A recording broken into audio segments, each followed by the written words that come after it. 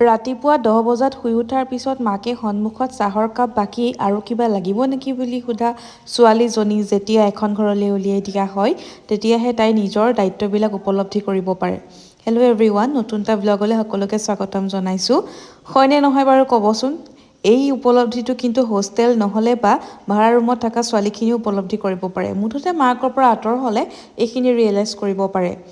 মোৰ শাহুমাই কিন্তু মই শুই উঠাৰ আগত বহুতখিনি কাম কৰি মোক অলপ সহায় কৰি দিয়ে। সদায় ভাবোঁ তেওঁতকৈ অকণমান আগতীয়াকৈ উঠি কামখিনি কৰি শেষ কৰিম, কিন্তু তেওঁচোন মোতকৈ সদায় আগতে সাৰ পায়। মাকবোৰ চাগে এনেকুৱাই, ৰাতিটো টোপনি নাহে, ৰাতিপুৱা পোহৰ হোৱাৰ লগে লগে বিচনাৰ পৰা উঠি গুচি আহে। আৰু এই ৰুমটো চফা কৰোঁতে মোৰ সদায় দেৰি হয়, কাৰণ মানুহজন সদায় দেৰিকৈ উঠে যে, সেই তাৰ পিছতহে ৰুমটো চফা কৰিব পাৰোঁ। আৰু নিজৰ দায়িত্বখিনি মই নিজেই কৰোঁ, মায়ে নিজৰ দায়িত্বখিনি কৰে, মোকো সহায় কৰে, ময়ো মাক সহায় কৰোঁ, এনেকৈয়ে চলি থাকে। বিচনা পাৰি আগতে ইমান বেয়া পাওঁ, নিজৰ বিচনাখনকে নাপাৰোঁ। এতিয়া গোটেইখিনি কাম কৰিব পৰা হৈ গ'লোঁ। এয়া চাওক, মায়ে পিছফালে আকৌ নিজৰ স্কুটিখন ধুই আছে, মুঠতে ৰখি থাকিবলৈ নিবিচাৰে।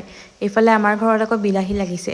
কিন্তু এটা কথা ভালকৈ উপলব্ধি কৰিলোঁ বিয়াৰ পিছত, যে যিমানেই এলেহুৱা ছোৱালী নহওক কিয়, বিয়াৰ পিছত অলপ হ'লেও এক্সপাৰ্ট বনি যায় দেই। নিজৰ এক্সপিৰিয়েঞ্চৰ ফালৰ পৰা কৈছোঁ।